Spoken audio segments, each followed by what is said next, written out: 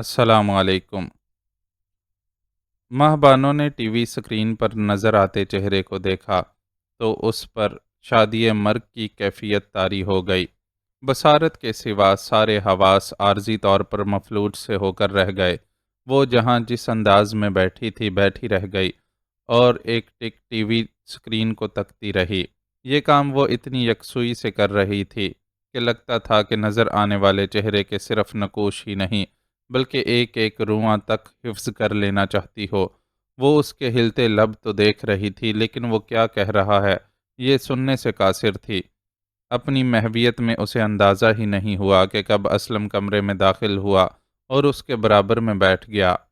Relax ماں، اللہ کا شکر ہے کہ اے سی صاحب منظر پر آ گئے ہیں اور صحیح سلامت ہیں۔ بہت دھیرے سے اس کے گرد اپنا دایاں بازو پھیلاتے ہوئے اسلم نے اسے خود سے قریب کیا اور بائیں ہاتھ سے اس کی نم ہتھیلیوں کو سہلانے لگا۔ اسلم کی اس مداخلت پر وہ اپنے حواسوں میں واپس آئی تو احساس ہوا کہ اس کا پورا چہرہ آنسوؤں سے تر ہے۔ شہریار کی گاڑی کے بم دھماکے میں تباہ ہو جانے کے ساتھ اس کی پراسرار گمشدگی کی خبر سننے کے بعد سے وہ بری طرح بےکل رہی تھی۔ اس کا رواں رواں شہریار کی سلامتی کی دعا مانگتا رہا تھا۔ کہیں کسی شے میں دل نہیں لگ رہا تھا، یہاں تک کہ وہ یہ بھی فراموش کر بیٹھی تھی کہ اس کی اسلم سے ابھی حال ہی میں شادی ہوئی ہے اور وہ بحیثیت شوہر اس کی توجہ اور محبت کا متقاضی ہوگا۔ حیرت انگیز طور پر اس کی اس کیفیت کے دوران اسلم نے بھی اسے نہیں چھیڑا تھا اور بغیر کسی گلے شکوے کے خود اس کا خیال رکھ رہا تھا۔ اس وقت بھی اس نے اس کی کیفیت کو محسوس کر لیا تھا اور بہت ہی نرمی سے اسے اتنی بڑی خوشخبری کے شوق سے نکالنے کی کوشش کر رہا تھا۔ اس کا یہ جذباتی سہارا بڑا جادو اثر تھا۔ ماہ بانو اپنی جگہ بیٹھے بیٹھے ہی اس سے لپٹ گئی اور ہچکیوں سے رونے لگی۔ بس کرو میری جان، اس طرح آنسو بہا کر ناشکری مت کرو۔ یہ تو مقام شکر ہے کہ بغیر کسی نقصان کے اے سی صاحب کی زندگی سلامت ہے۔ اب وہ اس کی پشت سہلا رہا تھا لیکن سینے کے مقام پر ماہ بانو کے آنسوؤں سے تر ہوتی قمیض نے اس کے دل میں کیا طوفان اٹھا رکھا تھا یہ تو بس وہ خود ہی جانتا تھا۔ آپ ٹھیک کہہ رہے ہیں، میں ابھی شکرانے کے نفل پڑھ کر آتی ہوں۔ وہ یکدم ہی اس سے الگ ہوئی اور رندی ہوئی آواز میں کہتی ہوئی باہر نکل گئی۔ وہ خود اپنی جگہ بیٹھا رہ گیا۔ اسے معلوم تھا کہ شکرانے کے یہ نفل خاصے طویل ثابت ہوں گے۔ اس خوشخبری کے ملنے سے قبل وہ صلوات الحاجات میں بھی اس کے طویل سجدوں اور دعاؤں کو دیکھتا رہا تھا اور دل ہی دل میں شہریار کی خوش نصیبی پر رشک بھی کیا تھا، جس کے لیے ماہ بانو جیسی لڑکی کے اخلاص کا یہ عالم تھا کہ وہ اس سے کوئی رشتہ نہ ہوتے ہوئے بھی یوں شدت سے اس کے لیے محو دعا رہی تھی۔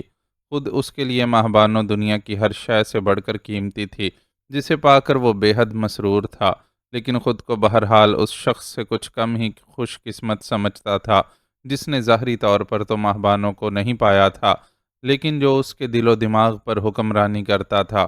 ماہ بانو اور شہریار کے تعلق کی نوعیت سے تو وہ جنگل میں ہی اس وقت واقف ہو گیا تھا جب اس نے ماہ بانو کے سامنے شہریار عادل کی بیوی کا ذکر کیا تھا اور وہ اس کی شادی ہو جانے کی خبر سن کر پہلے تو صدمے سے بے ہوش ہو گئی تھی، پھر بعد میں بالکل ہی اچانک خود اس سے شادی کی حامی بھر لی تھی۔ بعد میں بھی وقتاً فوقتاً ان دونوں کی حرکات و سکنات سے اسے اندازہ ہوتا رہا کہ وہ ایک دوسرے کے لیے دل میں محبت کے گہرے جذبات رکھتے ہیں، لیکن کسی وجہ سے اس محبت کو اظہار کا موقع نہیں مل سکا۔ اسے ان کی محبت کی پاکیزگی کا بھی اندازہ تھا، سفلی جذبات سے محروم محبت کا وہ جذبہ جسے یقیناً اللہ نے ان کے دلوں پر اتارا تھا کسی طور قابل گرفت نہیں تھا کہ وہ ماہ بانو سے کوئی شکوہ کرتا۔ اس نے تو شہریار کا نام لیے بغیر بہت پہلے ہی اسے آگاہ کر دیا تھا کہ اس کا دل کسی اور کا اسیر ہے۔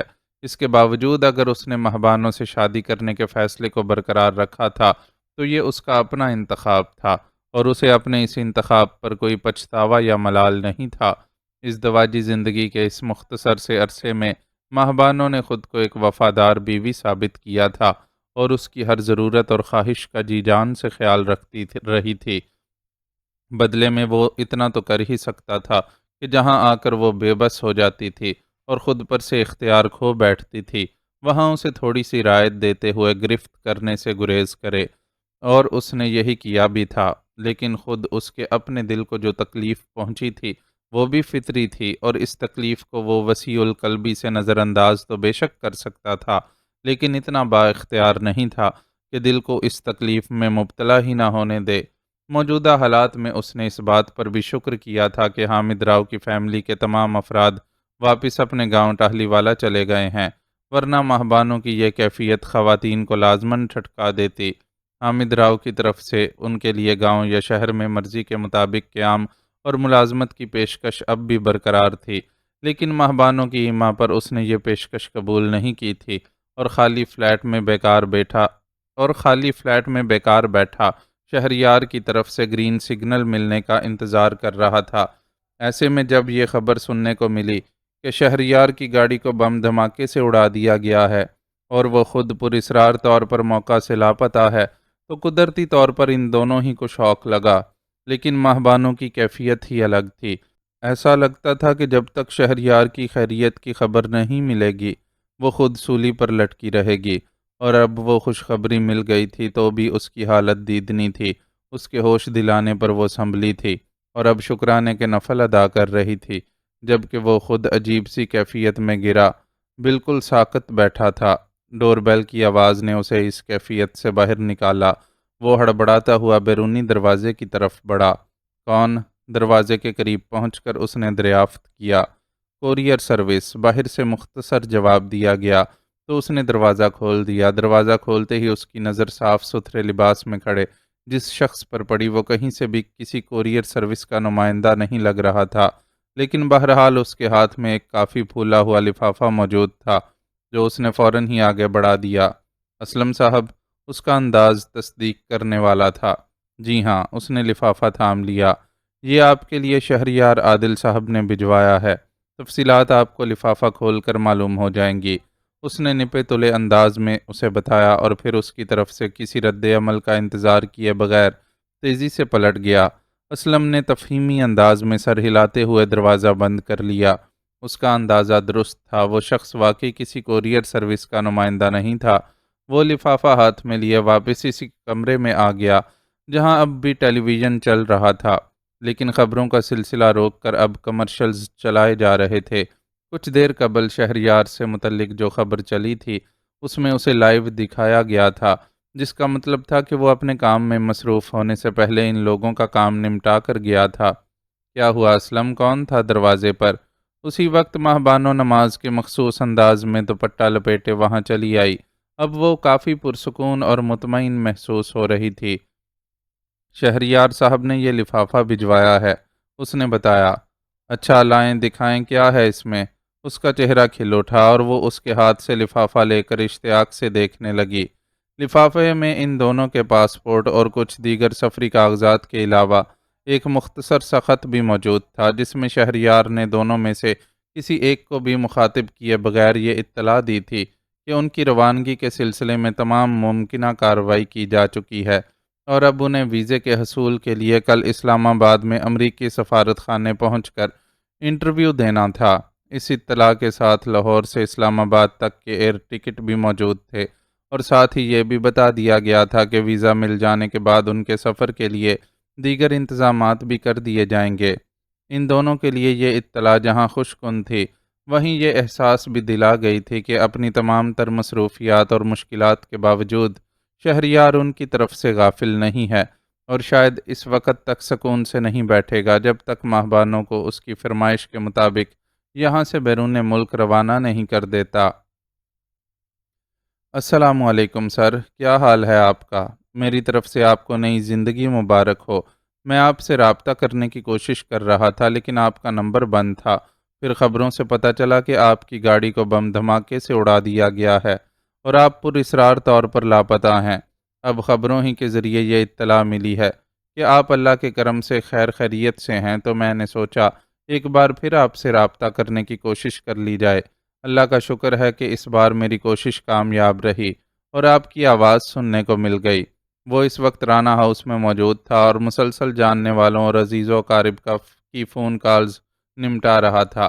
کچھ قریبی لوگ اس سے ملنے کی خواہش میں رانا ہاؤس بھی چلے آئے تھے، لیکن سوائے آئی جی مختار مراد کے کسی پر بھی اس کی یہاں موجودگی کو ظاہر نہیں کیا گیا تھا، اور آنے والے مہمانوں کو آفرین رانا خود ہی مناسب خاطر مدارت کے ساتھ نمٹاتے ہوئے خوش اسلوبی سے روانہ کرتی جا رہی تھی۔ ایسے میں جگو کی کال آنا کوئی ایسی غیر معمولی بات نہیں تھی۔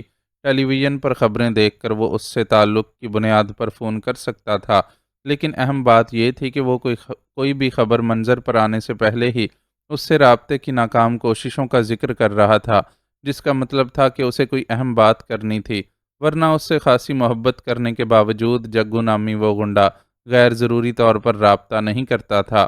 اب جانے ایسا احترام میں تھا یا وہ احتیاط پسند واقع ہوا تھا، لیکن فی الحال اس کے لیے غور طلب بات یہ تھی کہ جگو اس سے کیوں بات کرنا چاہتا تھا۔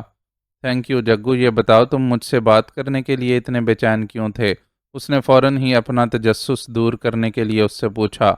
میرے پاس آپ کے لیے ایک اہم اطلاع تھی سر۔ اطلاع ایسے شخص کے بارے میں ہے کہ مجھے یقین ہے کہ آپ اس میں خصوصی دلچسپی لیں گے۔ ایسی بات ہے تو فوراً وہ اطلاع مجھے دے دو۔ اس نے اپنی جگہ پر پہلو بدلا۔ آپ تو جانتے ہیں سر کہ میرا تعلق کس قسم کے لوگوں سے ہے۔ البتہ میں ایک اہم سیاسی جماعت سے وابستہ ہونے کی وجہ سے اپنے بھائی بندوں سے ذرا اونچے لیول کا بندہ ہوں۔ پھر بھی میری یہ کوشش رہتی ہے کہ سیاسی حلقوں سے ہٹ کر زیر زمین دنیا میں ہونے والے واقعات سے آگاہ رہوں۔ میرے چند قابل اعتماد مخبر میرے لیے یہ کام کرتے رہتے ہیں۔ اپنے انہی مخبروں کے ذریعے مجھے اطلاع ملی ہے کہ چودھری افتخار عالم منشیات کے دھندے میں شامل ہو گیا ہے۔ یہ کام بہت ہوشیاری سے کر رہا ہے اور نچلے درجے کے مجرموں اور منشیات فروشوں کی بجائے ایسے تاجروں سے گٹھ جوڑ کر رکھا ہے جو ظاہری طور پر عزت دار ہیں لیکن پیسے کے حصول کے لیے ناجائز دھندوں میں لگے رہتے ہیں۔ چودھری ان تاجروں کو مال بچوں کے ڈائپرز میں چھپا کر بھجواتا ہے، اور سوائے اعتماد کے بندوں کے کسی کو اندازہ ہی نہیں ہو پاتا کہ ڈائپرز کے کاروبار کی آڑ میں کون سا دھندا کیا جا رہا ہے۔ میرے مخبر کو بھی اس حقیقت کا علم نہیں ہو پاتا، لیکن اتفاق سے چودھری نے مال کی اس طریقے سے ترسیل کے لیے تیاری کے سلسلے میں جن کاریگروں کو ہائر کیا، ان میں سے ایک میرے مخبر کا دوست ہے، اور اسی کے ذریعے اسے یہ ساری اطلاعات ملی ہیں۔ خبر دلچسپ تھی، اس لیے اس نے مجھ تک بھی پہنچا دی، اور اب میں آپ کو بتا رہا ہوں۔ جگو کی دی ہوئی اطلاع واقعی چونکا دینے والی تھی، جسے وہ کسی صورت نظر انداز نہیں کر سکتا تھا۔ چودھری ڈائپرز کی تیاری کا کام کہاں کروا رہا ہے؟ اس نے فوراً ہی جگو سے پوچھا۔ یہ معلوم نہیں ہو سکا۔ اصل میں جس کاریگر سے میرے آدمی کو یہ اطلاع ملی ہے، اس کا کہنا ہے کہ اسے اور دیگر کاریگروں کو آنکھوں پر پٹی باندھ کر اس جگہ لے جایا اور لایا جاتا ہے، اس لیے وہ صحیح پتہ تو کیا علاقے کا نام بھی نہیں بتا سکتا۔ اس جگہ ان پر اتنی پابندی ہے کہ انہیں اپنے سونے اور کام کرنے کی جگہ کے علاوہ کہیں بھی آزادانہ حرکت کی اجازت نہیں۔ چھٹی بھی ہفتے میں صرف ایک دن 12 گھنٹے کے لیے ملتی ہے۔ اس کے علاوہ وہ لوگ دن رات وہیں رہتے ہیں۔ البتہ اس نے اتنا اندازہ ضرور لگایا ہے کہ جس جگہ وہ کام کرتا ہے وہ کسی بڑی عمارت کا تہہ خانہ ہے، جہاں شاید اوپری منزل پر بھی کوئی کام ہوتا ہے، کیونکہ اوپر سے انہیں مسلسل چلنے پھرنے، مشینوں کے چلنے اور سامان وغیرہ کے گھسیٹے جانے کی آوازیں آتی رہتی ہیں۔ اس کے علاوہ خود تہہ خانہ بھی 2 حصوں میں تقسیم ہے۔ ایک حصے میں وہ اور اس کے ساتھی کاریگر عام ڈائپرز کی تیاری کے علاوہ کچھ مخصوص ڈائپرز میں ہیروئن بھرنے کا کام کرتے ہیں۔ ان کے اس کام کی نگرانی کوئی غیر ملکی کرتا ہے۔ البتہ عام ڈائپرز کی تیاری کے وقت وہ موجود نہیں رہتا اور تہہ خانے کے دوسرے حصے میں چلا جاتا ہے۔ اس حصے میں جانے کی کاریگروں کو اجازت نہیں ہے، البتہ انہوں نے وہاں چند غیر ملکیوں کو دیکھا ہے، اور وہاں سے آنے والی آوازوں سے یہ بھی اندازہ ہوتا ہے کہ اس حصے میں بھی کوئی کام ہو رہا ہے۔ شاید وہاں ہیروئن ذخیرہ کی جاتی ہے، کیونکہ انہیں اسی جگہ سے نکال کر مال ڈائپرز میں بھرنے کے لیے دیا جاتا ہے۔ جگو نے اسے تفصیلی جواب دیا، جسے سن کر اس کے ذہن میں بہت سی باتیں تازہ ہونے لگیں۔ ان باتوں پر غور کرنے کے لیے اسے ارتکاز کی ضرورت تھی، اس لیے جگو سے اجازت لینا ضروری تھا۔ تھینک یو جگو، تم نے مجھے بہت کام کی باتیں بتائی ہیں۔ میں دیکھتا ہوں کہ اس سلسلے میں کیا کیا جا سکتا ہے۔ تمہیں بھی کچھ اور یاد آئے یا کوئی نئی بات معلوم ہو تو مجھے اطلاع ضرور دینا۔ فی الحال میں انہی اطلاعات پر کام کرتا ہوں۔ ٹھیک ہے سر، میں ہر لمحے آپ کی خدمت کے لیے حاضر ہوں، اس نے فرما برداری سے جواب دیا۔ وہ شخص بھی اپنی نوعیت کا انوکھا ہی کردار تھا۔ شہریار کی وجہ سے ایک بار اس کے بیٹے کی جان کیا بچی، وہ اس کا بے دام غلام بن کر رہ گیا، کہنے کو وہ ایک گنڈا تھا اور ایک بڑی سیاسی جماعت کے لیے کام کرتا تھا، لیکن شہریار کی طرف سے ملنے والے معمولی سے معمولی احکامات کی تکمیل یوں کرتا تھا جیسے یہی اس کا اصل فریضہ ہو۔ اس بار تو اس نے کچھ اور بھی آگے بڑھ کر کام کیا تھا اور اس کی فرمائش یا حکم پر میدان میں اترنے کے بجائے صرف یہ جاننے کے باعث کہ وہ چودھری کے خلاف کارروائیاں کرتا رہتا ہے، اسے اس کے ایک انتہائی اہم راز سے آگاہ کر دیا تھا۔ اب اسے جگو کی دی ہوئی اطلاعات پر غور کرنا تھا۔ اسے اچھی طرح یاد تھا کہ ذیشان نے بھی اس کے سامنے چودھری کے تاجر حلقے میں بڑھتے ہوئے ربط ضبط کا ذکر کیا تھا، لیکن اس کے آدمی اب تک یہ جاننے میں کامیاب نہیں ہو سکے تھے کہ وہ کسی غیر قانونی دھندے میں ملوث ہے۔ انہوں نے تو اب تک سیدھے سادے کاروبار کی ہی اطلاع دی تھی، کیونکہ وہ ان تاجروں کے لیے بس سیکیورٹی گارڈ کا کام کرتے تھے اور ان میں سے کسی نے بھی انہیں اپنا شریک راز نہیں کیا تھا۔ سی ایف پی کے لیے کام کرنے والے ان دوسرے درجے کے اہلکاروں کے علاوہ کچھ اور بھی لوگ تھے جو آج کل لاہور میں ہی واقع چودھری کے جوتوں کے کارخانے کی دیکھ بھال کر رہے تھے۔ چودھری نے ان سیکیورٹی گارڈز کو اس لیے ہائر کیا تھا کہ اسے خدشہ تھا کچھ عرصہ قبل اس کے کارخانے میں لگنے والی آگ کسی دشمن کی کارروائی تھی۔ کارخانے کی از سر نو تعمیر کے بعد اس نے وہاں اپنے آدمیوں کے علاوہ ان تربیت یافتہ سیکیورٹی گارڈز کی موجودگی ضروری سمجھی تھی اور ان گارڈز کے لیے کمپنی کو بھاری معاوضہ ادا کر رہا تھا۔ اسے لگا کہ ہو نہ ہو اس میں کوئی راز ہے۔ اس نے فوراً ہی ذیشان سے رابطہ کر کے اسے ساری بات بتائی۔ وہ اس کی بات سن کر پرجوش ہو گیا۔ تم بالکل صحیح خطوط پر سوچ رہے ہو شہریار، واقعی وہاں کچھ گڑبڑ ہے۔ ہمارے آدمیوں نے جو ڈیلی رپورٹ دی ہے اس میں اس بات کا تذکرہ ہے کہ چودھری کے جوتوں کے کارخانے کے تہہ خانے میں ڈائپرز بنانے کا کام کیا جاتا ہے، لیکن ظاہری طور پر یہ کوئی قابل گرفت بات نہیں تھی، اس لیے میں نے توجہ نہیں دی۔ تمہاری دی ہوئی اطلاع کی روشنی میں وہاں ڈیوٹی دینے والے گارڈز سے خود معلومات حاصل کرنے کی کوشش کرتا ہوں، اس کے بعد ہی ہم کوئی ایکشن لے سکیں گے۔ وہ جس جگہ کا پتہ جگو سے معلوم نہیں کر سکا تھا، ذیشان سے بات کرنے کے نتیجے میں منٹوں میں اس سے آگاہ ہو گیا۔ میرے خیال میں تم ساتھ ساتھ فوری ایکشن کی تیاری بھی کر لو، کیونکہ تمہارے آدمی جو بھی بتائیں اب اس بات میں کوئی شک نہیں رہا ہے کہ قبلہ چودھری صاحب ہیروئن کے کاروبار سے بھی منسلک ہیں، اس لیے اب اس شخص کو کوئی رعایت دینا ممکن نہیں ہے۔ کارخانے پر ریڈ کے ساتھ ہی ہمیں چودھری کی گرفتاری کا کام بھی کرنا ہوگا۔ تم نے ای سی ایل میں اس کا نام تو ڈلوا دیا تھا نا؟ ذیشان کو مشوروں سے نوازتے ہوئے اس نے ایک اہم سوال کیا۔ سوری یار، مجھے تمہیں بتانا یاد نہیں رہا تھا۔ اصل میں ہوا یہ کہ ہمارے ای سی ایل میں نام ڈلوانے سے پہلے ہی چودھری یہاں سے نکلنے میں کامیاب ہو گیا۔ ہمارے پاس جو انفارمیشنز تھیں اس کے مطابق وہ امریکہ جانے کے لیے پر تول رہا تھا، لیکن پھر شاید کسی طرح اس نے خطرے کو بھانپ لیا اور اچانک ہی دبئی روانہ ہو گیا۔ وہاں سے اس کے امریکہ جانے کی اطلاع بھی ہمارے پاس ہے۔ یعنی اگر ہم صاف لفظوں میں بات کریں تو چودھری ہماری حد سے نکل چکا ہے اور فی الحال ہم اس پر ہاتھ نہیں ڈال سکتے۔ ذیشان نے اسے جو اطلاع دی اسے سن کر اس کا جوش و خروش ماند پڑ گیا۔ چودھری کے فرار کی صورت میں اب وہ صرف اس کے کارخانے پر ریڈ ہی کر سکتے تھے۔ وہاں کتنے فیصد کامیابی حاصل ہوتی یہ ابھی واضح نہیں تھا۔ کچھ امید تھی تو وہاں غیر ملکیوں کی موجودگی کی وجہ سے تھی۔ یقیناً وہ غیر ملکی کچھ اہم لوگ رہے ہوں گے جو خفیہ طریقے سے تہہ خانے کے خفیہ حصے میں رہائش پذیر تھے۔ ٹھیک ہے، پھر جو مناسب سمجھو کرو، میں بہرحال ہر وقت خدمت کے لیے تیار ہوں۔ اس نے کچھ بجھے ہوئے انداز میں ذیشان سے کہا۔ چودھری کو قانون کی گرفت میں لینے کا ایک اہم موقع ہاتھ سے نکل جانے پر وہ حقیقتاً بہت رنجیدہ تھا۔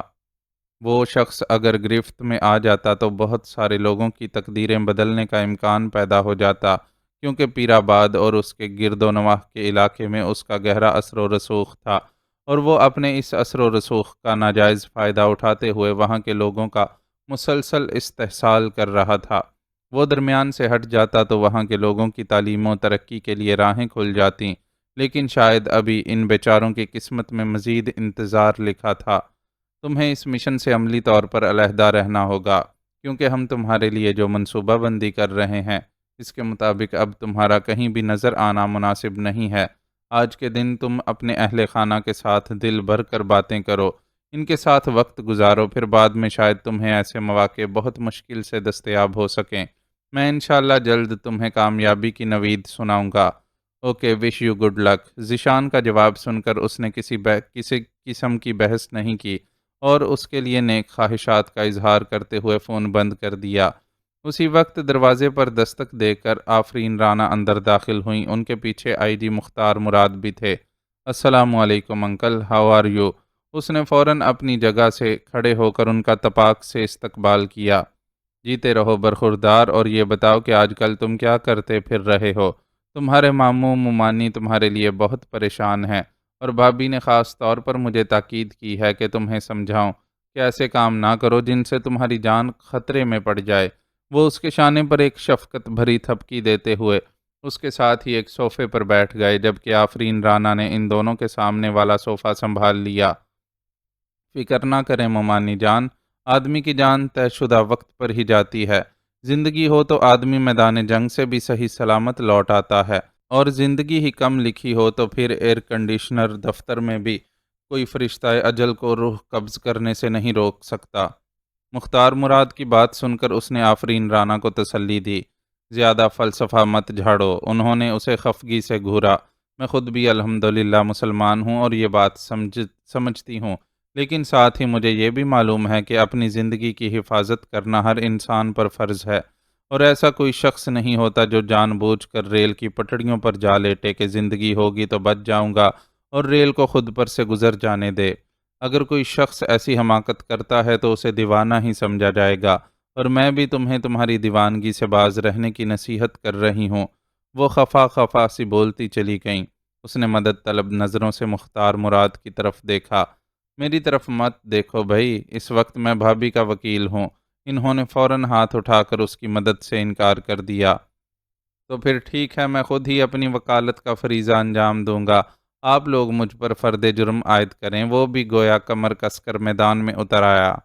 فرد جرم کیا عائد کرنی ہے بیٹا، بس ہمیں تم سے شکوہ ہے کہ تم اپنا ذرا بھی خیال نہیں رکھتے اور بے خوف و خطر ہر معاملے میں کود پڑتے ہو۔ ایسا کرتے ہوئے تمہیں یہ بھی خیال نہیں رہتا کہ تمہارے پیچھے بھی کچھ لوگ ہیں جو پہلے ہی سے زخم خوردہ ہیں، اور جن کے دل تمہیں کچھ ہو جانے کے خیال سے دہلتے رہتے ہیں۔ پچھلے کچھ عرصے سے تم نے مجھے بھی اعتماد میں لینا چھوڑ دیا ہے، اور بالا ہی بالا جانے کن سرگرمیوں میں مصروف ہو۔ اپنی سرگرمیوں سے تم اس لیے انکار نہیں کر سکتے کہ یہ تو کسی صورت ممکن نہیں ہے کہ تم کچھ نہ کر رہے ہو اور تم پر اتنا زبردست قاتلانہ حملہ کر دیا جائے۔ اگر خوش قسمتی تمہارا ساتھ نہ دیتی تو شاید آج تم ہمارے سامنے نہیں بیٹھے ہوتے۔ اور ہاں، تم مجھے اتنا بے خبر بھی نہ جانو۔ میں جانتا ہوں کہ حادثے کے وقت تمہارے قابل اعتماد ڈرائیور کی بجائے دوسرا ڈرائیور گاڑی چلا رہا تھا، اور دھماکے کے وقت وہ گاڑی میں موجود نہیں تھا۔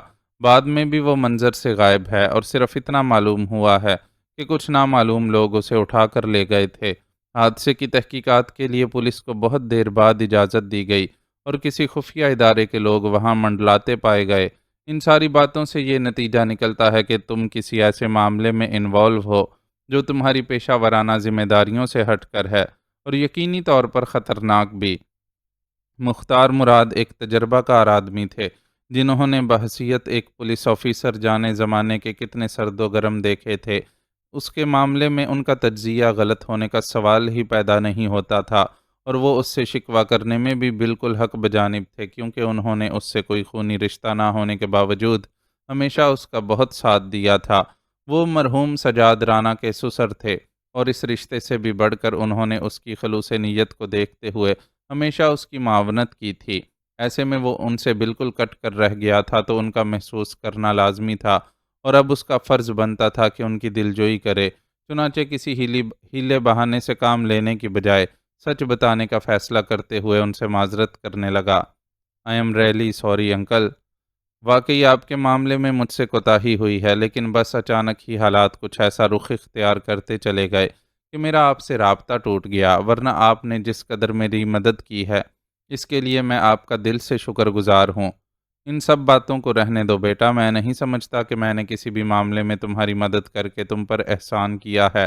تم نے جو کچھ کیا وہ ملک کی خاطر کیا، یا پھر سجاد اور شینا کے قاتلوں کو کیفر کردار تک پہنچانے کے لیے؟ اور یہ دونوں ہی معاملات ایسے ہیں جن سے مجھے خود بھی ذاتی طور پر دلچسپی تھی، اور اگر ایک طرح سے دیکھا جائے تو میں نے تمہاری نہیں بلکہ تم نے میری مدد کی ہے، خاص طور پر جنگل میں آپریشن کے نتیجے میں ڈاکوؤں کے اتنے بڑے گروہ کی گرفتاری کے بعد تو میرے محکمے کا سر فخر سے بلند ہو گیا ہے۔ اس لیے میں خود تمہارا احسان مند ہوں، لیکن یہ میں بھی سمجھتا ہوں اور تم بھی کہ ہمارے درمیان ایک دوسرے پر احسان جتانے کا کوئی تعلق نہیں ہے۔ ہمارے مفادات بھی ایک ہیں اور مقاصد بھی۔ سجاد اور شینا کے قاتل کیفر کردار کو پہنچ گئے تو ہم سب کے سینوں میں ٹھنڈ پڑ جائے گی، لیکن اس مقصد کے لیے ہم تمہیں کسی صورت داؤ پر نہیں لگانا چاہتے۔ تم ہم سب کے لیے بہت اہم ہو۔ بات گھوم پھر کر وہیں پہنچ گئی تھی جہاں سے شروع ہوئی تھی۔ اس کا خاندان مل کر کوشاں تھا کہ وہ جس راہ پر چل رہا ہے وہاں سے واپس پلٹ آئے۔ اس ساری گفتگو میں بغیر مداخلت کے وہاں بیٹھی رہنے والی آفرین رانا کی خاموشی بھی تائید کر رہی تھی کہ جو کچھ مختار مراد کہہ رہے ہیں وہی ان کی بھی خواہش ہے، بلکہ مختار مراد کے الفاظ یقینی طور پر ان کی خواہش کے ہی عکاس تھے۔ اس نے نہایت سنجیدگی سے ان دونوں کے چہروں کے تاثرات کا جائزہ لیا اور پھر ٹھہر ٹھہر کر بولنا شروع کیا۔ میں آپ لوگوں کی اپنے لیے بے تحاشا محبت سے واقف بھی ہوں اور اس کے لیے اللہ تعالیٰ کا شکر گزار بھی کہ اگر اس نے مجھے بچپن میں ماں جیسی نعمت سے محروم کیا تھا تو آپ بزرگوں کی صورت میں اس محرومی کا بہت اچھی طرح ازالہ بھی کیا۔ مجھے یہ کہنے میں کوئی عار بھی نہیں ہے کہ آپ کی محبتوں میں اتنی طاقت ہے کہ اگر آپ مجھے حکم دیں تو میں سب کچھ چھوڑ چھاڑ کر خود کو اس چار دیواری تک محدود کرنے کے لیے تیار ہوں۔ لیکن اس کے بعد کیا ہوگا؟ میں نہ رہوں گا، بس ایک ایسا چلتا پھرتا مردہ بن جاؤں گا جو روح اور دل دونوں سے محروم ہو۔ یہ میں بھی جانتا ہوں کہ زندگی انسان کو صرف ایک بار ہی ملتی ہے اور ہمیں اس کی قدر کرنی چاہیے، لیکن میں یہ بھی جانتا ہوں کہ ہم چاہے کتنی بھی احتیاط سے کام لیں، لیکن ایک دن بہرحال مرنا ہے، تو پھر کیا یہ بہتر نہیں ہے کہ ہم کچھ اس طرح جی کر مریں کہ جینے کا حق ادا ہو جائے اور ہمارے مرنے پر لوگوں کو یہ نہ لگے کہ زمین کو ایک ناکارہ بوجھ سے نجات مل گئی۔ اس نے اپنے حق میں بہت مختصر دلائل دیے تھے، لیکن لہجے میں کچھ ایسی تاثیر تھی کہ مختار مراد اور آفرین رانا اپنی جگہ خاموش بیٹھے رہ گئے۔ میرا بیٹا بالکل درست کہہ رہا ہے، یہ وہ نمائشی پرندہ نہیں ہے جسے آپ سنہری پنجرے میں قید کر کے خود کو اور اپنے مہمانوں کو اس کی خوبصورتی سے محظوظ کر سکیں۔ یہ شاہین ہے جس کی شان ہی اونچی اڑان بھرنے میں ہے، اور یہ خوش رنگ و قیمتی پنجرے کی بجائے چٹانوں کی سخت زندگی میں ہی خود کو زیادہ خوش اور آرام دہ محسوس کرتا ہے۔ ان تینوں کو معلوم ہی نہیں ہو سکا کہ کب لیاقت رانا وہاں پہنچے تھے۔ ان کی آواز نے کمرے میں چھایا سکوت توڑا تو ہی وہ تینوں چونک کر ان کی طرف متوجہ ہوئے۔ شہریار لپک کر ان کے قریب پہنچ گیا اور انہیں سہارا دیا۔ پے در پے صدموں اور طویل علالت نے انہیں بہت کمزور کر دیا تھا، چنانچہ وہ اپنے کمرے سے یہاں تک آنے اور تھوڑا سا بولنے میں ہی بری طرح ہانپ گئے تھے۔ آپ کو یہاں اس طرح نہیں آنا چاہیے تھا۔ ہم لوگوں کو اپنے کمرے میں بلوا لیتے، خدا نخواستہ اگر چکر آ کر گر جاتے تو کیا ہوتا؟ آفرین رانا بھی ان کے قریب پہنچی اور خفگی کا اظہار کرتے ہوئے ان کا دوسرا بازو تھام لیا۔ شہریار اور وہ مل کر انہیں صوفے تک لے آئے۔ انہوں نے بیگم کی خفگی کے جواب میں انہیں صرف ایک مسکراہٹ سے نوازنے کے سوا کچھ نہیں کہا اور ان کا پیش کردہ پانی کا گلاس تھام کر اس میں سے 2 گھونٹ بھرے اور گلاس واپس کرتے ہوئے براہ راست انہیں مخاطب کرتے ہوئے بولے، تمہیں معلوم ہے آفرین، ابھی جب شہریار نے مجھے اپنے بازوؤں کا سہارا دیا تھا تو مجھ بوڑھے کو یہ سہارا بہت اچھا لگا تھا، لیکن پھر بھی میں نے یہ نہیں سوچا کہ اپنے لیے اسے اس کے مشن سے روک لوں، کیونکہ اگر میں نے اس وقت یہ قربانی دے دی تو یقیناً مجھ جیسے بہت سے دوسرے بوڑھے والدین سے ان کے سہارے چھننے سے بچ جائیں گے۔ ان کے الفاظ نے آفرین رانا کو نظریں جھکا دینے پر مجبور کر دیا۔ ٹھیک ہے رانا صاحب، ہمیشہ کی طرح آپ جیتے میں ہاری۔ میں نے اپنا مشقتوں سے پالا بیٹا آپ کے کہنے پر دوسری ماؤں کے کلیجے ٹھنڈے کرنے کے لیے آزاد کیا۔ ان کی آواز اگرچہ صاف تھی لیکن شہریار جانتا تھا کہ ان کی جھکی آنکھوں میں آنسوؤں کی چمک ہوگی۔ اس نے بے ساختہ ہی انہیں گلے سے لگا لیا۔ وقت کے ان لمحوں میں لفظ خاموش تھے، لیکن قربانی کی ایک ایسی لازوال داستان رقم ہو رہی تھی جسے شاید کبھی تاریخ کے صفوں کا حصہ نہیں بننا تھا، لیکن وقت خود گواہ رہتا کہ شہریار عادل کے خاندان نے عرض وطن کے لیے کیا داؤ پر لگایا تھا۔ فصل کا کام کیسا چل رہا ہے بہرام؟ ایک دم فرسٹ کلاس صاحب، زمین بالکل تیار ہے، آپ چاہو تو راؤنڈ مار کر دیکھ سکتے ہو۔ بہرام کی خوش آمدانہ آواز سنائی دی۔ ہاں، راؤنڈ تو مجھے مارنا پڑے گا۔ معلوم ہوا ہے کہ چودھری صاحب ملک سے باہر ہیں اور ان کی غیر موجودگی میں مجھے ہی سب کچھ دیکھنا ہوگا۔ یہ عابد انصاری تھا، ہمیشہ کی طرح بے شکن لباس اور آنکھوں پر لگے خوبصورت فریم کے چشمے کے ساتھ نہایت معزز اور نفیس نظر آنے والا آدمی، جس سے ملتے ہی لوگ اس کے لیے اپنے دل میں پسندیدگی کے جذبات محسوس کرتے تھے۔ شہزادی کو بھی وہ کافی اچھا آدمی لگا تھا، اور اس کے بنگلے پر ملازمت کے مختصر عرصے میں وہ یہی سوچتی رہی تھی کہ شہریار نے آخر اسے عابد انصاری پر نظر رکھنے کی ذمہ داری کیوں سونپی ہے۔ اس کا ذہن تسلیم ہی نہیں کر سکا تھا کہ یہ اتنا اچھا نظر آنے والا آدمی بھی کوئی مجرم ہو سکتا ہے، لیکن بہرحال وہ حتی الامکان شہریار کے حکم کی پیروی کر رہی تھی۔ یہاں اسے خصوصیت سے کوئی بڑی ذمہ داری نہیں سونپی گئی تھی، اور ایسا بہرام کی وجہ سے ہوا تھا کیونکہ وہ بنگلے کے مختلف حصوں میں اپنی موجودگی کا جواز بنائے رکھنے کے لیے ہاتھ میں صفائی کا کپڑا تھامے فرنیچر وغیرہ کی جھاڑ پونچھ میں لگی رہتی تھی۔ اس کی کوشش ہوتی تھی کہ بنگلے کے اس حصے میں رہے جہاں عابد انصاری موجود ہو۔ اب تک اس کی تگ و دو کا کوئی نتیجہ برآمد نہیں ہوا تھا، البتہ اس نے اپنی کوشش جاری رکھی تھی۔ اب بھی وہ عابد انصاری کے کمرے کی کھڑکی کے بالکل قریب کھڑی ایک شو پیس کو کپڑے سے رگڑ کر چمکاتی ہوئی اس کی بہرام کے ساتھ جاری گفتگو پر کان لگائے ہوئے تھی، اور ابتدا میں ہی حیران ہو گئی تھی کہ عابد انصاری کو کسی فصل سے کیا غرض ہے۔ چودھری اگر گاؤں میں موجود نہیں بھی تھا تو یہ کوئی ایسی غیر معمولی بات نہیں تھی، اس کا اکثر ہی ادھر ادھر آنا جانا لگا رہتا تھا، اور اس کی عدم موجودگی میں منشی اللہ رکھا اس خوبی سے سارے انتظامات سنبھالتا تھا کہ کسی مزارے کو ذرا بھی تساہل کی ہمت نہیں ہوتی تھی۔ چودھری کی موجودگی کی صورت میں بھی عموماً سارا انتظام اسی کے ہاتھ میں ہوتا تھا، اور خود چودھری کو کبھی کسی نے ان معاملات میں زیادہ سر کھپاتے نہیں دیکھا تھا۔ چنانچہ اب چودھری کی عدم موجودگی میں عابد انصاری کا فصل کے لیے فکر مند ہونا اس کی سمجھ میں نہیں آ رہا تھا۔ ویسے سمجھ تو اسے چودھری اور انصاری کی دوستی کی وجہ بھی نہیں آئی تھی۔ اس کے نزدیک وہ دونوں ایک دوسرے سے قطعی مختلف لوگ تھے، اس لیے ان کی دوستی کا سوال ہی پیدا نہیں ہوتا تھا، لیکن پھر بھی ان کی دوستی تھی تو اس کی کوئی نہ کوئی وجہ تھی، اور اسے اسی وجہ تک پہنچنا تھا۔ دوسری طرف بہرام اور عابد انصاری کے درمیان گفتگو جاری تھی۔ آپ فکر مند مت ہو صاحب، پہلے کی طرح سب کام ٹھیک چل رہا ہے۔ آپ چودھری صاحب کو تو جانتے ہی ہیں، اگر ذرا بھی گڑبڑ ہوئی تو وہ سب کی چمڑی گرا دیں گے۔ بہرام جو کہہ رہا تھا اس میں کوئی شک نہیں تھا۔ بالے کی بیوی کی حیثیت سے شہزادی خود ایسے کئی واقعات سے واقف تھی۔ چودھری کے اکثر ماتوبین کو بالے ہی کے ہاتھوں سزا ملتی تھی۔ وہ تھا بھی ذرا اذیت پسند آدمی، چنانچہ دل کھول کر ظلم ڈھاتا تھا۔ بعد میں اللہ نے اس کی رسی کھینچی تو وہ دردناک انجام سے دوچار ہوا۔ شہزادی کو اس کی معذوری کے وہ دن یاد تھے جب وہ بے بس سا اپنی چارپائی پر پڑا رہتا تھا۔ ان دنوں اس سے دن رات کام لینے والے چودھری نے بھی اسے فراموش کر دیا تھا، اور اس کے علاج معالجے کے لیے کسی قسم کی مدد نہیں کی تھی۔ مایوسی بالے کو ٹہلی والا کے جعلی پیر کی خانقاہ تک لے گئی، اور وہ خانقاہ میں لگائی جانے والی آگ میں جل کر بھسم ہو گیا۔ یوں اسے اپنے ڈھائے گئے مظالم کی ٹھیک ٹھاک سزا دنیا ہی میں مل گئی۔ آگے حشر میں اس کے ساتھ کیا سلوک ہونا تھا یہ تو اللہ ہی جانتا تھا۔ یہ بات تو میں بھی اچھی طرح جانتا ہوں کہ چودھری صاحب کتنے سخت مزاج بندے ہیں، لیکن تم یہ نہیں جانتے کہ مجھے جنہیں جواب دینا ہوتا ہے وہ کیسے لوگ ہیں، اس لیے میں ذرا سی بھی کسر نہیں چھوڑنا چاہتا۔ عابد انصاری خاصا متفکر محسوس ہو رہا تھا، پھر اس کی بات بھی چونکا دینے والی تھی۔ بھلا چودھری کی فصل کے سلسلے میں عابد انصاری کس کے سامنے جواب دے تھا؟ شہزادی الجھن میں پڑ گئی۔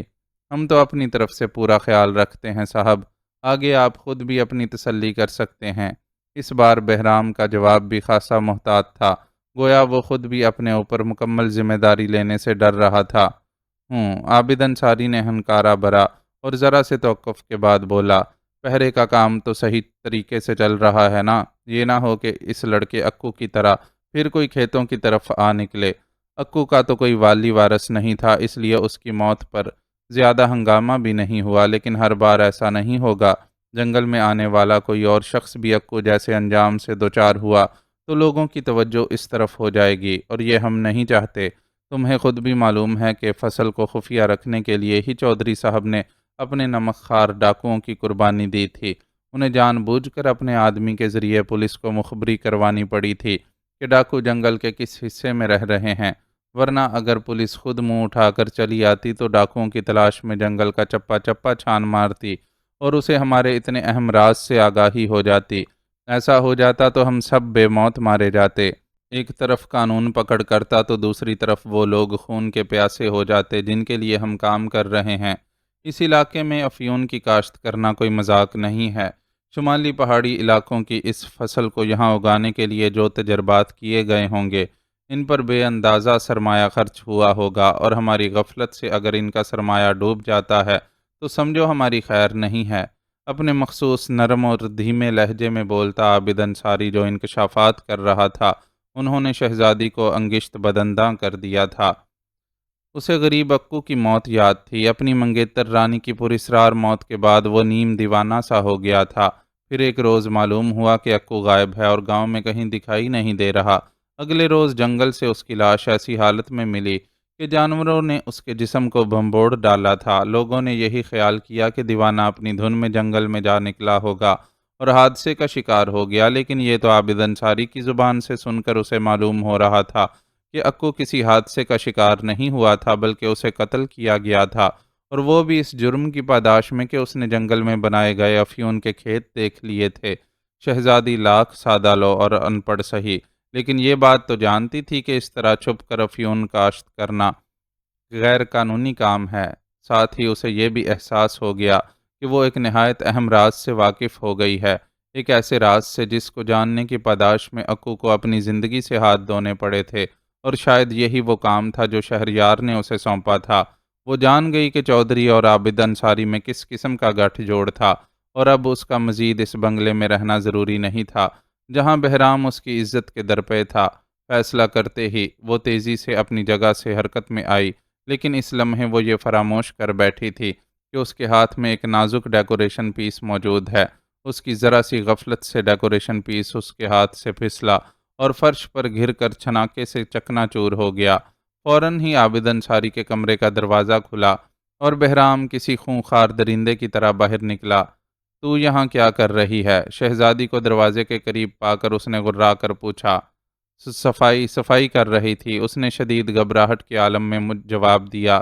تجھے کس نے کہا تھا صفائی کرنے کو؟ ابھی 2 گھنٹے پہلے تو سارے بنگلے کی صفائی ہوئی تھی۔ بہرام کے لہجے میں کوئی تبدیلی نہیں آئی۔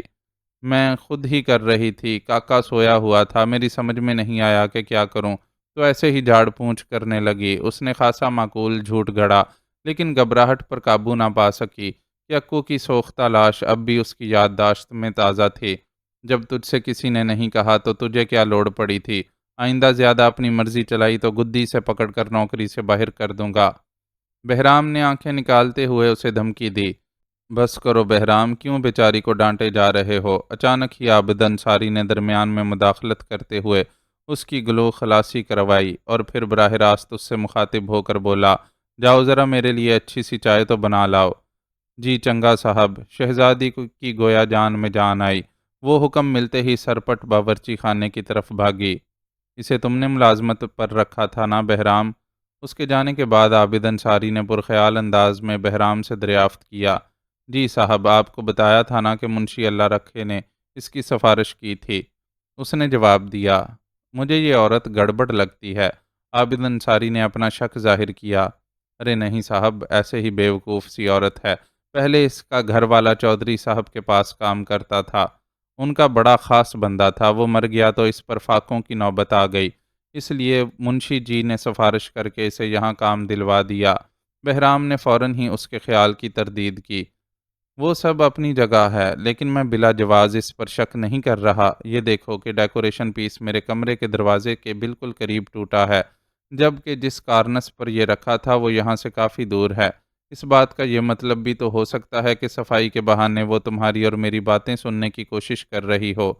عابد انصاری کے پردلیل شک پر بہرام کا منہ کھل گیا اور خود یقین نہ ہونے کے باوجود وہ شہزادی کے دفاع میں کچھ نہ کہہ سکا۔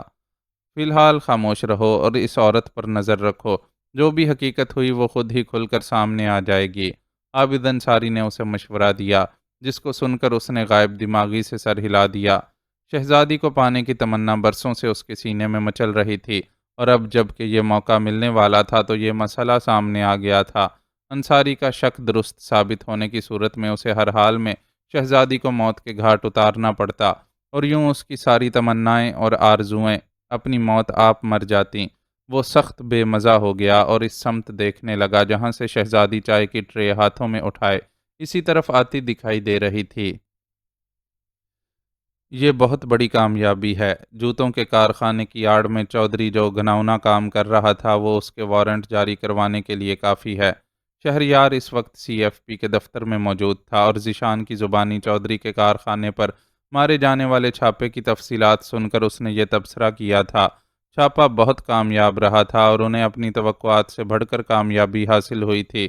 تہہ خانے میں اتر کر تو وہ لوگ دنگ رہ گئے تھے کیونکہ وہ تو صرف یہ خیال کر رہے تھے کہ وہاں بڑی مقدار میں ہیروئن کا ذخیرہ موجود ہوگا جسے ڈائپرز میں چھپا کر خفیہ طریقے سے مارکیٹ میں بھیجا جاتا ہوگا، لیکن وہاں صرف اتنا معاملہ نہیں تھا۔ انہیں وہاں تیار شدہ ہیروئن کے علاوہ اس کی تیاری میں استعمال ہونے والے خام مال کی بھی بھاری مقدار ملی تھی اور ساتھ میں ایسے آلات و مشینری بھی جن کی مدد سے ہیروئن سازی کی جا سکتی۔ یعنی وہ کارخانہ صرف ہیروئن کی ایک ذخیرہ گاہ ہی نہیں تھا بلکہ ہیروئن سازی کے لیے بھی استعمال ہو رہا تھا۔ اس لیے وہ کہہ سکتے تھے کہ انہوں نے دشمن پر بے حد کاری وار کیا تھا اور یقینی طور پر اسے اس وار سے اپنی کمر ٹوٹتی ہوئی محسوس ہوئی ہوگی۔ وارنٹ تو بے شک جاری ہو جائیں گے لیکن گرفتاری کے لیے چودھری دستیاب بھی تو ہو۔ وہ چالاک لومڑ تو پہلے ہی خطرہ دیکھ کر بھاگ نکلا ہے۔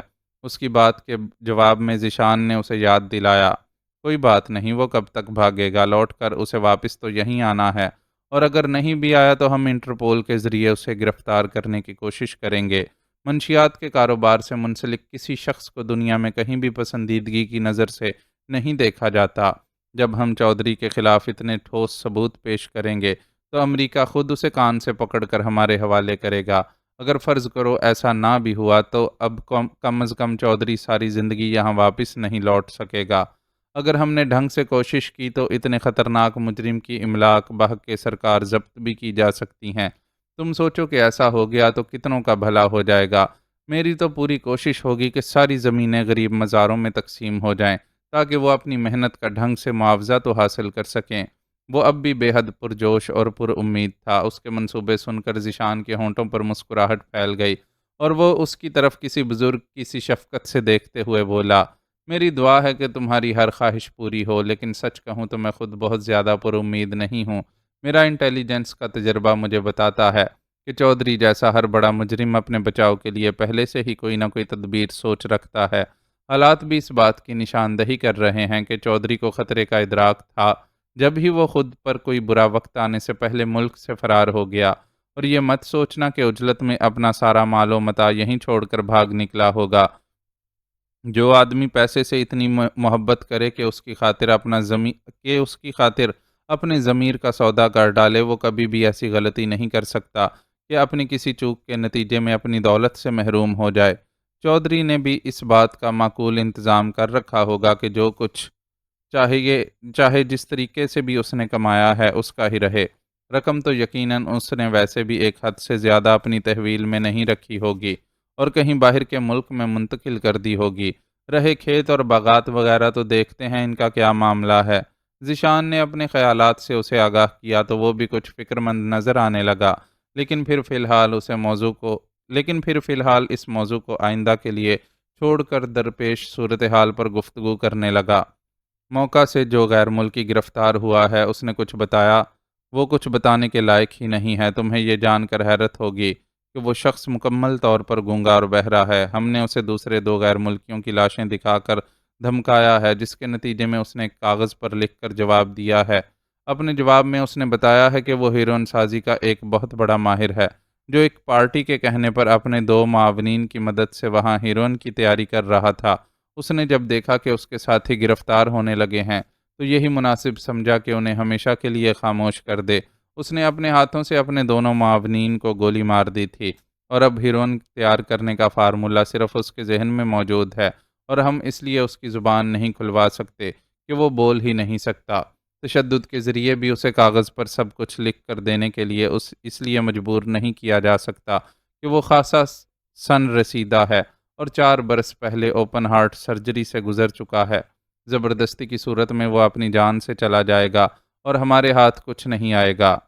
لا حول ولا قوت۔ ذیشان کی بات سن کر وہ منہ بنا کر بڑبڑایا، دنیا بھی عجیب ہی لوگوں سے بھری پڑی ہے، بڈھا جب کسی قابل ہی نہیں ہے تو قبر میں لٹکے ہوئے پیروں کے ساتھ یہ سب کیوں کر رہا ہے؟ اس عمر میں دولت کما کر وہ کیا کرے گا؟ اسے گویا شدید شکوہ تھا۔ ضروری نہیں کہ وہ یہ سب پیسے کے لیے کر رہا ہو، وہ کسی کاز سے بھی منسلک ہو سکتا ہے۔ وطن اور مذہب کے نام پر بعض دفعہ لوگ اپنا سب کچھ داؤ پر لگانے میں بھی حرج نہیں سمجھتے۔ تم اپنی مثال سامنے رکھو، ہم نے تم سے کتنی بڑی قربانی مانگی ہے، لیکن تم بغیر کسی لالچ کے صرف اس لیے تیار ہو گئے کہ تم اپنے ملک و قوم کی خاطر کچھ کرنا چاہتے ہو۔ ایسے ہی وہ بھی کسی مقصد سے جڑا ہوگا۔ میرا معاملہ الگ ہے، میں کسی کا برا نہیں چاہتا، بلکہ صرف برائی کا خاتمہ چاہتا ہوں۔ اس نے ذیشان کے خیال سے اختلاف کیا۔ ایسا تم سوچ رہے ہو، لیکن حقیقت یہ ہے کہ ایک قوم کا ہیرو عام طور پر دوسری قوم کا ویلن ہوتا ہے۔ را اور موساد والے ایسے ہی تو تمہاری جان کے در پہ نہیں ہو گئے۔ ان کے نزدیک تم ایسے شخص ہو جس نے انہیں نقصان پہنچایا ہے اور جس سے انہیں مزید نقصان پہنچنے کا احتمال ہے، اس لیے وہ تمہیں صفائے ہستی سے مٹا دینا چاہتے ہیں۔ ذیشان نے دلیل دی تو اسے قائل ہونا ہی پڑا، اور وہ ہار مانتے ہوئے بولا، ٹھیک ہے، میں تمہاری بات سے اتفاق کرتا ہوں، لیکن اب یہ سوچو کہ اگر وہ گونگا بہرا ہمیں کچھ نہیں بتائے گا تو ہم مزید آگے کس طرح بڑھیں گے؟ ہماری اصل جنگ تو ان لوگوں سے ہے جو اس سارے کھیل کے پیچھے ہیں، لیکن ہر بار ایسا ہوتا ہے کہ ہم چند مہروں کو پیٹنے کے بعد پھر اندھیرے میں آ کھڑے ہوتے ہیں۔ عشیش کی گرفتاری ہو یا ٹہلی والا میں کی جانے والی کارروائی، ہمارے ہاتھ دو چار کرائے کے ٹٹوؤں کے سوا کچھ بھی نہیں آ پاتا۔ وہ کچھ جھنجھلایا ہوا تھا۔ دشمن چالاک ہو تو ایسے ہی حالات پیش آتے ہیں۔ مجھے اور کرنل صاحب کو بھی احساس ہے کہ ہماری اب تک کی کارروائیاں زیادہ سود مند ثابت نہیں ہوئی ہیں۔ ہم ان کی صفوں میں انتشار بپا کرنے میں تو بے شک کامیاب رہے ہیں، لیکن انہیں جڑ سے اکھاڑ نہیں پھینک سکے ہیں۔ ہماری تمام تر کوشش کے باوجود واقعی ایسا ہوتا ہے کہ ہم چند قدم چلنے کے بعد اندھیرے میں جا کھڑے ہوتے ہیں، اور شاید اپنی اسی ناکامی کے سدباب کے لیے کرنل صاحب نے تمہیں اندھیرے کا تیر بنانے کا فیصلہ کیا ہے۔ یہاں سے روانگی سے قبل کرنل صاحب نے مجھے مختصراً جو کچھ بتایا ہے، اس سے مجھے یہی اندازہ ہو سکا ہے کہ وہ تمہاری صلاحیتوں کو دیکھتے ہوئے بہت خاموشی سے تمہیں دشمن کے خلاف استعمال کرنے کا ارادہ رکھتے ہیں۔ یہ مت سمجھنا کہ وہ تمہارے ساتھ کوئی دھوکہ کر رہے ہیں اور اپنی فورس کے جوانوں کو بچانا چاہتے ہیں۔ میری ان سے تمہارے سلسلے میں جو گفتگو ہوئی ہے، اس میں انہوں نے تمہارے خلوص کو بے حد سراہا ہے۔ ان کا کہنا ہے کہ جو اسپرٹ انہوں نے تمہارے اندر دیکھی ہے وہ ہر کسی میں نہیں ہوتی، اور یہ ہے بھی حقیقت۔ تمہاری جگہ اگر کوئی اور بندہ ہوتا تو سکون سے اپنی لگی بندی نوکری کرتا۔ یہ جو تم ہر جگہ اپنی ٹانگ اڑاتے پھرتے ہو نا، تو ایسا تمہاری بے چین روح کی وجہ سے ہے، جسے ایک اے سی کی کرسی نہیں سنبھال سکتی۔ تم جیسا بندہ آزاد رہ کر جس طرح اپنی صلاحیتوں کو استعمال کر سکتا ہے، لگی بندی نوکری میں اس کا سوال ہی پیدا نہیں ہوتا۔ ذیشان کھل کر اس کی صلاحیتوں کا اعتراف کر رہا تھا۔ یہ سب تو تم لوگوں کا خیال ہے، لیکن میں اتنا بھی آزاد نہیں ہوں۔ کچھ رشتے اور لوگ دنیا میں ایسے ہیں جن کی فکر سے میں جیتے جی خود کو آزاد نہیں کر سکتا، اس لیے تم لوگوں کو میری عدم موجودگی میں ان کا خاص خیال رکھنا ہوگا۔ اس نے نہایت صاف گوئی کا مظاہرہ کرتے ہوئے واضح کر دیا کہ وہ کوئی سپرمین نہیں ہے جو انسانی کمزوریوں سے آزاد ہو۔ اس سلسلے میں تم فکر نہ کرو، کرنل صاحب پہلے ہی تمہیں یقین دہانی کروا چکے ہیں۔ میں خود بھی ذاتی طور پر تم سے وعدہ کرتا ہوں کہ جن لوگوں کی تمہیں فکر ہے، سی ایف پی ہر ممکن طریقے سے ان کا خیال رکھے گی۔ ذیشان نے فوراً اس سے وعدہ کیا۔ مجھے یقین ہے، اسی لیے تو میں اتنی بڑی بازی کھیلنے کے لیے تیار ہو گیا ہوں، لیکن بار بار یقین دہانی اس لیے چاہ رہا ہوں کہ مجھے لگتا ہے میں ایک گرداب میں داخل ہونے والا ہوں جس سے بآسانی باہر نہیں آ سکوں گا، اور نہ ہی مجھے اتنی مہلت مل سکے گی کہ میں اپنے پیاروں کا ذاتی طور پر خیال رکھ سکوں، اس لیے ان کی طرف سے مطمئن ہونا چاہتا ہوں۔ اس نے اس بار بھی صاف گوئی سے کام لیا تھا۔ میری اور تمہاری دوستی اگرچہ بہت پرانی نہیں ہے، لیکن میں سمجھتا ہوں کہ اس دوستی کی بنیاد اتنی مضبوط ہے کہ تم مجھ پر اعتماد کر سکو۔ تمہیں یا تمہارے پیاروں کو کسی بھی صورت میں تنہا نہیں چھوڑا جائے گا۔ کم از کم مجھے تو تم ہر صورت میں اپنا خیر خواہ پاؤ گے۔ ذیشان اس کی کیفیت کو سمجھ سکتا تھا۔ وہ اپنی شخصیت کی قربانی دینے جا رہا تھا، تو اسے اتنا تو حق حاصل تھا کہ اپنے لیے کچھ یقین دہانیاں جمع کر لے۔ اس لیے ہر ممکن طریقے سے اسے مطمئن کرنے کی کوشش کر رہا تھا۔ اگر تمہیں لگتا ہے کہ تمہارے لیے یہ کام ناممکن ہے یا تم کسی قسم کے شکوک و شبہات کا شکار ہو تو میرے سامنے کھل کر اس کا اعتراف کر سکتے ہو۔ ابھی صرف ایک منصوبہ بنایا گیا ہے، عملی طور پر کوئی خاص اقدامات نہیں کیے گئے ہیں، اس لیے تم اگر چاہو تو پیچھے بھی ہٹ سکتے ہو۔ کرنل صاحب سے میں خود بات کر لوں گا۔ ذیشان نے ایک ایسی بھی بات کہہ دی کہ اگر اس کے دل میں کہیں کوئی شک ہو تو کھل کر سامنے آ جائے اور وہ مجبوری میں کوئی قدم نہ اٹھائے۔ مجھے اگر پیچھے ہٹنا ہوتا تو حامی ہی نہیں بھرتا۔ میں ان لوگوں میں سے نہیں ہوں جو وقتی جذبات کے تحت بلا سوچے سمجھے کمزور فیصلے کرتے ہیں۔ اس کا لہجہ خود بخود سرد ہو گیا تھا۔ یوں لگتا تھا کہ ذیشان کی پیشکش میں اس نے اپنے لیے حد تک محسوس کی ہو۔ بہرحال اس نے سلسلہ کلام جاری رکھا۔ میں نے کرنل صاحب سے جو وعدہ کیا اس پر قائم ہوں، اسی لیے اپنی کچھ ذمہ داریاں نمٹانے کی کوشش کر رہا ہوں۔ اپنی فیملی کے مفادات کے بارے میں سوچنے کے علاوہ میں نے اپنے دو خاص بندوں مشابرم خان اور جگو کو تمہارا نمبر اس ہدایت کے ساتھ نوٹ کروا دیا ہے کہ اگر میں دستیاب نہ ہوں یا کسی حادثے وغیرہ کا شکار ہو جاؤں تو وہ اطلاع جو مجھے دی جانے والی ہو تمہیں دے دیں۔ میں نے انہیں یہ بھی ہدایت کر دی ہے کہ وہ تم سے ہر ممکن تعاون کریں اور تمہارے احکامات کی بھی اسی طرح پیروی کریں جیسے میرے کہے پر عمل کرتے ہیں۔ تھینک یو سو مچ شہریار، تمہارے اس خلوص کو میں ہمیشہ یاد رکھوں گا۔ ذیشان نے فوراً اس کا شکریہ ادا کیا۔ تمہیں شکریہ ادا کرنے کی ضرورت نہیں ہے، میں نے صرف اپنا فرض ادا کیا ہے۔ اس کا لہجہ اب روکھا بھی تھا۔ آئی ایم ویری سوری یار، مجھے معلوم ہے کہ تم ہرٹ ہوئے ہو، لیکن بعض باتوں کا وقت پر ہی واضح ہو جانا بہتر ہوتا ہے، ورنہ آنے والے وقت میں آدمی کے پاس صرف پچھتاوا ہی رہ جاتا ہے۔ ذیشان نے کھلے دل سے اس سے معذرت طلب کر لی۔ اٹس اوکے، اب ہمیں یہ باتیں چھوڑ کر اصل موضوع پر بات کرنی چاہیے۔ چودھری کے کارخانے پر کامیاب ریڈ اپنی جگہ، لیکن میں حیران ہوں کہ وہاں سی ایف پی کے گارڈز ہونے کے باوجود معاملہ پہلے کیوں نہیں کھلا اور ہمیں اطلاع باہر سے کیوں ملی۔ اس نے تیزی سے موضوع بدل دیا۔ میں نے تمہیں پہلے بھی بتایا تھا کہ سی ایف پی ایک پرائیویٹ سیکیورٹی ایجنسی کی آڑ میں کام کر رہی ہے۔ چنانچہ یہاں ہمارے خاص آدمیوں کے علاوہ بہت سے عام لوگ بھی ملازمت کرتے ہیں۔ چودھری نے جب اپنے کارخانے کی سیکیورٹی کے لیے گارڈز کی درخواست کی تو اسے ایک عام نوعیت کا معاملہ سمجھا گیا، چنانچہ خاص ملازمین کی بجائے عام افراد کو ہی ڈیوٹی پر بھیج دیا گیا۔ چودھری نے ان گارڈز میں سے دو کو پیسے کے بل بوتے پر خرید لیا۔ یہ گارڈز دن اور رات کی شفٹوں میں طے خانے والے حصے کے باہر ڈیوٹی دیتے تھے۔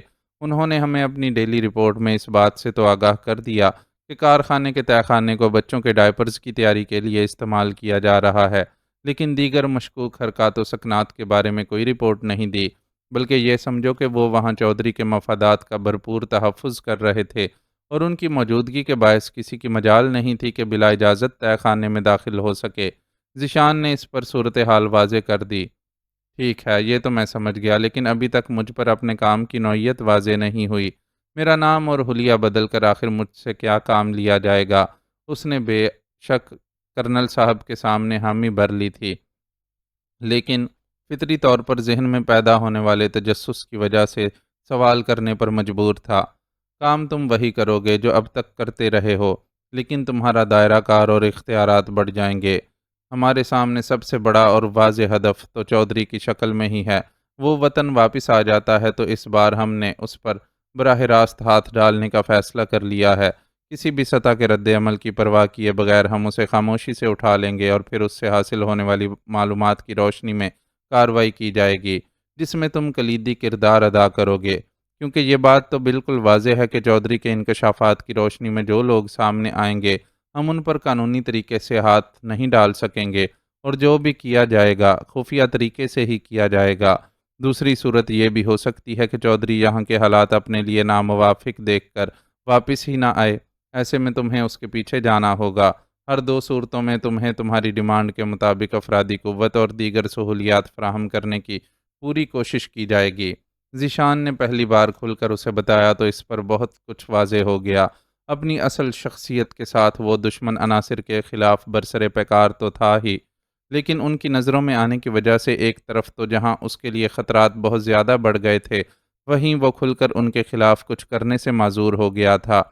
پچھلے دنوں نور کوٹ سے لاہور آتے ہوئے اس کی گاڑی کا تعاقب اور اس کی سرگرمیوں سے واقف رہنے کے لیے مسلسل استعمال کی جانے والی ڈیوائس اس حقیقت کا بین ثبوت تھے۔ ماریا کے اپنے انجام تک پہنچنے کے باوجود وہ یقین سے یہ نہیں کہہ سکتا تھا کہ آئندہ بھی اسے گھیرنے کے لیے کوئی اور حربہ استعمال نہیں کیا جائے گا۔ وہ کسی صورت نہیں بھول سکتا تھا کہ موساد نے اسے قابو میں رکھنے کے لیے اپنی خوبرو اور ذہین ایجنٹ کلارا اینڈرسن کو ڈاکٹر ماریا کے روپ میں کس چالاکی کے ساتھ اس کی زندگی میں شامل کیا تھا۔ اگر کچھ ایسے اتفاقات نہ ہوتے کہ وہ ماریا کی ذات پر شک نہ کر پاتا تو آج بھی وہ نہایت چالاکی سے اپنا کام انجام دیتی رہتی۔ یہ وہی تو تھی جس کی سفارش پر اس نے عابد انصاری کی بطور فارسٹ آفیسر تعیناتی کی حمایت کی تھی۔ عابد انصاری کی ظاہری شخصیت کچھ ایسی نفیس تھی کہ وہ دھوکہ کھا گیا تھا، اور اس کے ساتھ پچھلے فارسٹ آفیسر باجوہ کی طرح کی سختیاں روا نہ رکھی تھیں۔ یہاں تک کہ اس نے چند درختوں کو قانون کے مطابق کاٹ کر ضلع سے باہر بھیجنے کی اجازت چاہی تھی تو اس نے اس پر بھروسہ کرتے ہوئے معمول کی چیکنگ بھی نہیں کروائی تھی۔ اب یہ تو عابد انصاری اور اس کے ساتھی ہی جانتے تھے کہ بظاہر قانون کے دائرے میں رہ کر وہ لوگ کون سے گل کھلا رہے تھے، لیکن جو بات بھی تھی یہ طے تھا کہ گڑبڑ خاصی بڑی نوعیت کی ہے، ورنہ اتنا بڑا گیم نہ کھیلا جاتا۔ ماریا کا خیال ذہن میں آتے ہی اسے یاد آیا کہ ابھی تک اس نے اس کے سلسلے میں کوئی قدم نہیں اٹھایا۔ وہ ساری دنیا کو اس کی حقیقت نہیں بتا سکتا تھا، البتہ ماموں اور ممانی کو شریک راز کر لیا تھا، اور اب انہیں اعتماد میں لیتے ہوئے ذیشان کی مدد سے باقی منصوبے پر بھی عمل کیا جا سکتا تھا۔ چنانچہ کافی غور و خوض کے بعد ذیشان سے مخاطب ہوا۔ بات کافی واضح ہو گئی ہے، اس لیے میں بھی تمہیں ایک مشورہ دے سکتا ہوں، وہ یہ کہ مجھے میدان عمل سے غائب ظاہر کرنے کے لیے مجھ پر قاتلانہ حملے کا ڈرامہ کرنے کے مقابلے میں اتفاقی حادثے کا سہارا لینا زیادہ مناسب رہے گا، کیونکہ میرے جتنے بھی دشمن ہیں ان سب کا کسی نہ کسی طور پر ایک دوسرے سے گٹھ جوڑ ہے۔ اس لیے جعلی قاتلانہ حملہ ظاہر کرنے کی صورت میں وہ فوراً اندازہ لگا لیں گے کہ ہم کوئی گہری منصوبہ بندی کر رہے ہیں۔ اتفاقی حادثے نے اگر انہیں چونکایا بھی تو بالآخر وہ یقین کرنے پر مجبور ہو جائیں گے۔ انہیں یقین دلانے کے لیے ٹھوس ثبوتوں کی فراہمی تو تم نے یقینی بنانے کا سوچ ہی لیا ہوگا۔ ہاں، اس سلسلے میں ہماری تیاری مکمل ہے۔ اتفاق سے قسمت نے بھی ہمارا ساتھ دیا ہے۔ میں تمہیں بتانے ہی والا تھا کہ آشیش کمار نے ہماری کسٹڈی میں خودکشی کی کوشش کی ہے۔ خودکشی کے لیے اس کے پاس کوئی ذریعہ تو تھا ہی نہیں، اس لیے اس نے دیواروں سے ہی بے طرح اپنا سر اور چہرہ ٹکرا کر مرنے کی کوشش کی۔ اس کوشش میں وہ کامیاب نہیں ہو سکا، لیکن سر پر ایسی شدید ضرب لگی کہ وہ کوما میں چلا گیا۔ اپنی کوشش کے نتیجے میں اس کے چہرے کے خد و خال الگ خراب کر ڈالے، لیکن ہمارے لیے خاصی آسانی ہو گئی۔ اس کا قد و قامت ایسا ہے کہ ہم آسانی سے اسے تمہاری جگہ دے سکتے ہیں۔ اس کے فنگر پرنٹس پہلے ہی تفتیش کی سختیوں سے گزرتے ہوئے ضائع ہو چکے ہیں۔ غرض یہ کہ ہم اسے تمہاری جگہ دے دیں گے تو ثبوت کی تلاش کرنے والوں کو کسی طور یہ نہیں معلوم ہو سکے گا کہ ہسپتال میں داخل شخص تمہاری جگہ کوئی اور ہے۔ باقی نگرانی وغیرہ سخت رکھی جائے گی تو کسی کو زیادہ مداخلت کا موقع ہی نہیں مل سکے گا۔ ذیشان خاصا مطمئن لگ رہا تھا، البتہ اس کے لیے آشیش کمار کے بارے میں ملنے والی اطلاع تھوڑی سی مایوس کن تھی، لیکن پھر اس نے خود کو یہ سمجھا کر مطمئن کر لیا کہ اتنے عرصے میں آشیش سے جتنی معلومات حاصل کی جا سکتی تھیں کی جا چکیں، اور وہ معلومات اس اعتبار سے زیادہ سود مند بھی ثابت نہیں ہوئی تھیں کہ آشیش کے بتائے ہوئے کسی بھی ٹھکانے پر وہ اس کے کسی ساتھی کو گرفتار کرنے میں کامیاب نہیں ہو سکے تھے۔ چالاک دشمن نے اپنی ساتھی کے پکڑے جانے کی خبر ملتے ہی اپنا ہر ٹھکانہ چھوڑ دیا تھا۔ اوکے، یہ تمہارے مسائل ہیں، تمہاری مرضی ہے کہ تم انہیں کس طرح ہینڈل کرو۔ مجھے اپنے مسائل سے نمٹنا ہے، اور ان مسائل میں سے ایک اہم مسئلہ ماریا کی غیر موجودگی کا جواز پیش کرنا ہے۔ میں نے پچھلی تاریخوں میں اس کا طلاق نامہ تیار کروا لیا ہے۔ اس طلاق نامے کی کاپی میں ممانی جان کو دے دوں گا، اس طرح وہ بعد میں لوگوں کو ماریا کی عدم موجودگی کا جواز آسانی سے دے سکیں گی۔ میڈیا کی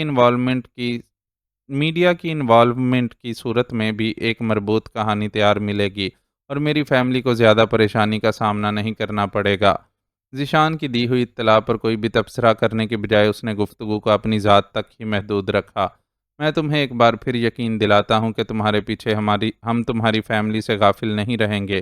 سی ایف پی کے ملازموں کے علاوہ میں اپنی ذاتی حیثیت میں بھی ان لوگوں کا پورا خیال رکھوں گا، اور کسی صورت تمہارے مفادات پر ضرب نہیں پڑنے دوں گا۔ ذیشان کی پرخلوص یقین دہانی نے اسے خاصا مطمئن کر دیا، حالانکہ وہ اچھی طرح جانتا تھا کہ اس کا خاندان اتنا کمزور نہیں ہے کہ آسانی سے کوئی ان پر دباؤ ڈال سکے۔ یا کسی طرح کا نقصان پہنچا سکے، لیکن پھر بھی اسے اپنی فیملی کے لیے بے تحاشا محبت کی وجہ سے ان کی فکر تھی۔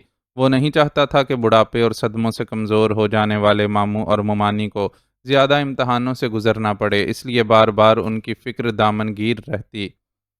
لیکن اس وقت اس نے خود کو خاصا مطمئن محسوس کیا۔ بہت دنوں بعد ایسا تھا کہ اس کے ذہن پر کوئی بوجھ بھی نہیں تھا۔